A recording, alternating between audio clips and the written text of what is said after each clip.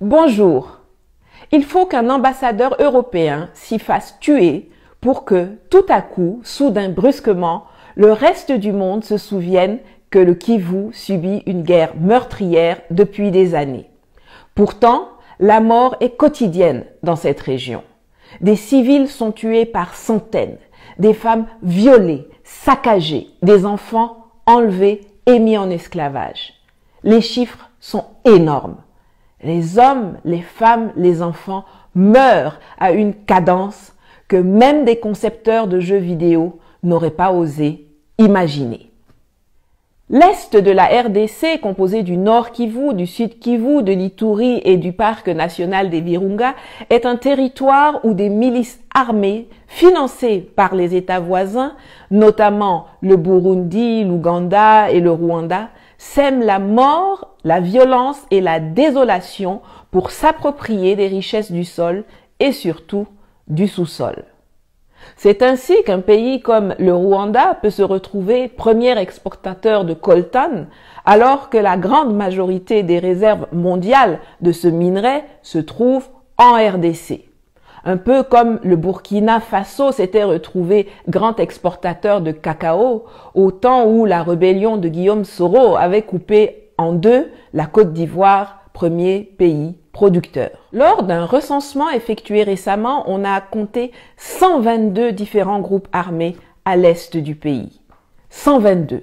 Au Congo, il y a eu 700 morts du Covid en 2020, mais sur la même période, dans le pays où béni est maudit, rien que dans la province de l'Ituri, la milice ougandaise ADF a tué 849 civils et enlevé 534 personnes, dont 457 sont toujours portées disparues. Ça, ce sont seulement les chiffres régionaux d'une milice sur un an. Il y en a 122. Toutes plus barbares les unes que les autres. Je vous laisse faire les calculs. Et pendant que les puristes se disputent sur le fait de savoir si on doit qualifier ces millions de morts de génocide ou pas, l'hécatombe continue.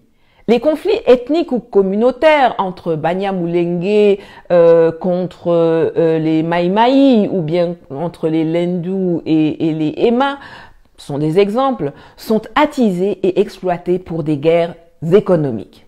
Je vous l'ai dit dans ma dernière vidéo, dont je vous mets le lien en haut. Nos guerres, nos conflits sont leur business. Les 5 membres du Conseil de l'insécurité de l'ONU sont les 5 plus grands vendeurs d'armement de la planète.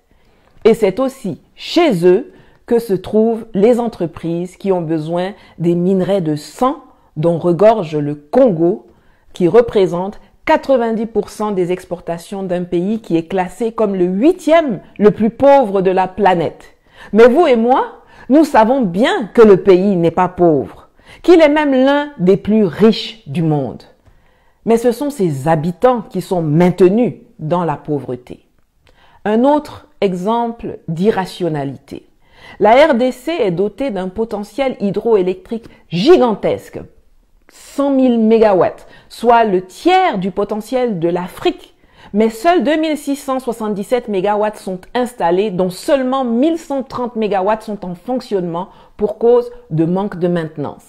Et c'est comme ça que seuls 9% de ses habitants ont accès à l'électricité. C'est à se taper la tête contre un mur. Si c'était 3 collaborateurs locaux de l'ambassade d'Italie qui étaient décédés, ça n'aurait pas fait les grands titres. Ça aurait été business as usual. Dans notre monde sans pitié, tant que les morts sont des noirs, c'est pas grave. Ça compte pas trop. Ils sont comme ça, les Africains, toujours à se faire la guerre ou bien à mourir de famine. L'essentiel n'est-il pas qu'ils n'arrivent jamais en Europe? Alors qu'ils meurent dans les forêts du Congo ou bien au fond de la Méditerranée, c'est kiff-kiff, bourricot. Par contre, le coltan, le tungstène, le cobalt, l'uranium, l'étain, les diamants, le cuivre, l'or, eux doivent venir en Occident. Ils doivent sortir de la brousse africaine. Car on en a besoin pour la fabrication des smartphones, des ordinateurs portables, des caméras, de l'électronique, des voitures électriques, des missiles nucléaires et aéronautiques, dans la métallurgie. 80% des réserves mondiales du coltan sont situées au Congo et 60% du cobalt mondial est extrait de mines artisanales congolaises où souvent des enfants creusent à la main et où parfois des tunnels s'effondrent en les tuant ou en les mutilant pour qu'ailleurs dans le monde, des gens puissent avoir des gadgets comme la caméra qui filme cette vidéo. La différence, c'est que certains sont conscients du sang qui coule sur les mains de Apple, Google, Tesla, Samsung, Bayer, Sony, Huawei et compagnie, et d'autres l'ignorent ou font semblant de l'ignorer. Mais maintenant, vous qui regardez là, vous ne pouvez plus l'ignorer. Je sais qu'en Afrique, beaucoup n'aiment pas lire, mais je vous suggère quand même une bande dessinée intitulée Kivu, que j'avais acheté peu avant mon expulsion, dont je vous mets le lien en commentaire ou dans la boîte de description, qui raconte avec une réalité saisissante la situation dans l'est du Congo et les relations sanglantes qui lient les monsieur propres occidentaux avec les monstres tueurs de la forêt équatoriale. Mais la communauté internationale dit qu'elle a déjà tant fait pour les Congolais. Tiens, il y a une opération des Nations Unies, la MONUSCO, qui ne sert pas à grand-chose, sauf à tenir les statistiques macabres des morts qui s'amoncellent.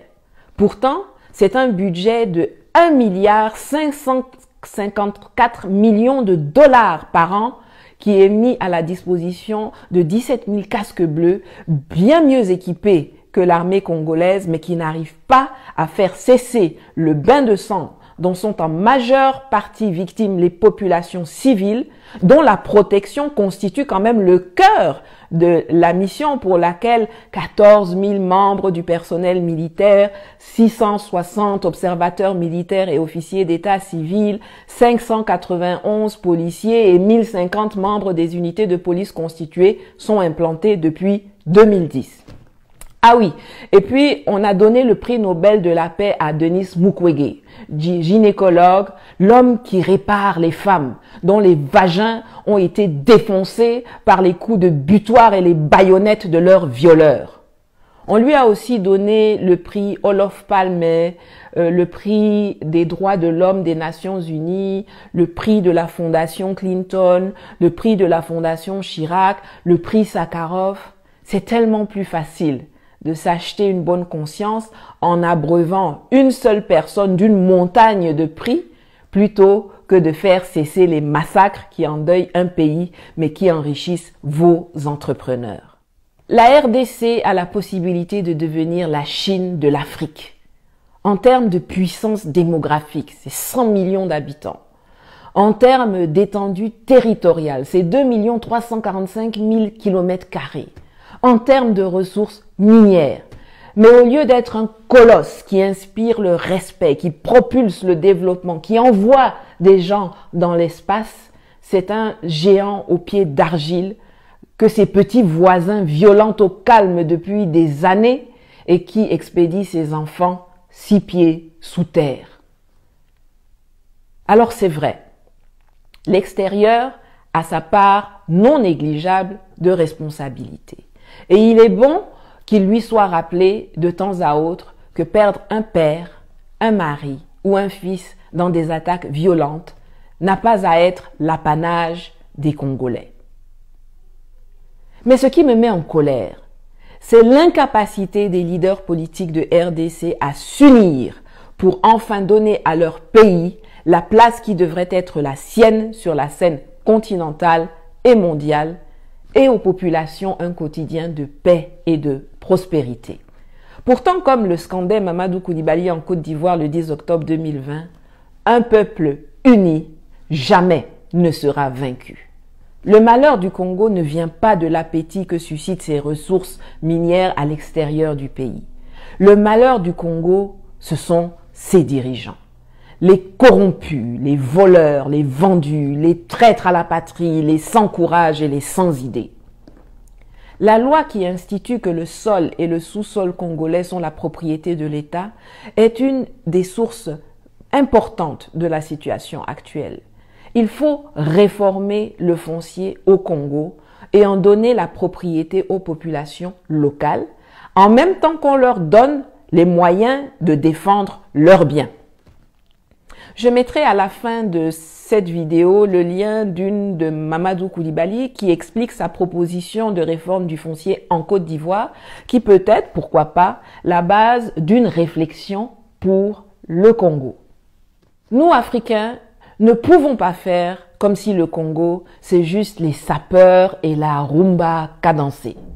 Depuis quelques semaines, c'est le président congolais Félix Tshisekedi qui a pris la tête de l'Union africaine. Cela va être difficile pour lui d'être crédible dans cette fonction si en parallèle, la situation n'évolue pas positivement dans son propre pays. Le minimum qu'il puisse faire, c'est de mobiliser les énergies et les attentions autour du conflit qui déchire le Congo pour faire stopper les rivières de sang qui endeuillent la région des Grands Lacs et qui n'honorent aucun d'entre nous en Afrique. C'est d'obtenir les moyens de former et d'équiper l'armée congolaise pour sécuriser la zone de l'Est, qui sert aussi de base arrière à des rébellions qui cherchent à renverser les gouvernements des pays limitrophes.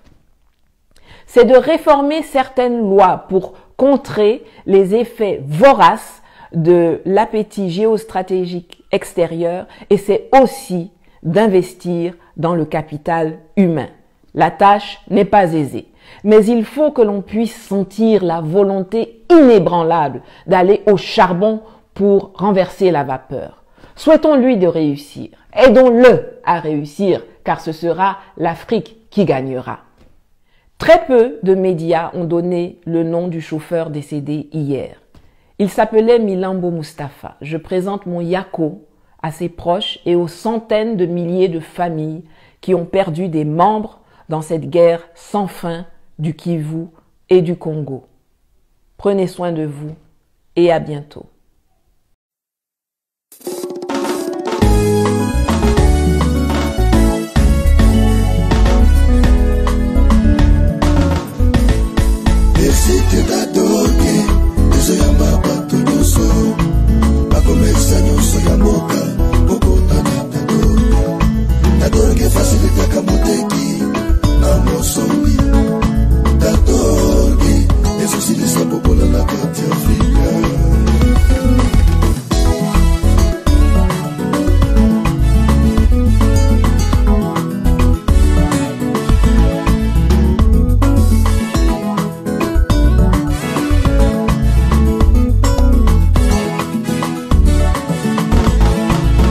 kolekisa tango pamba te na ba réseaux sociaux yo tosala yango po tozwa mosala dadorge ezopesa facilité ya kozwa mosala totika ba distraction tokotana dadore bajene kolekisa tango pamba te na ba réseaux sociaux yo tosala yango po tozwa mosala dadorge ezopesa facilité ya kozwa mosala totika ba distraction tokotana dadore soki ozana hotel to restaurant babotiki nyonso ya sapologie bamezo ya vente ya mituka na oyo ya telefone bavente ya elektro na tengeri alimentation parcelle na bilanga bamezo ya koluwe na oyo ya koteka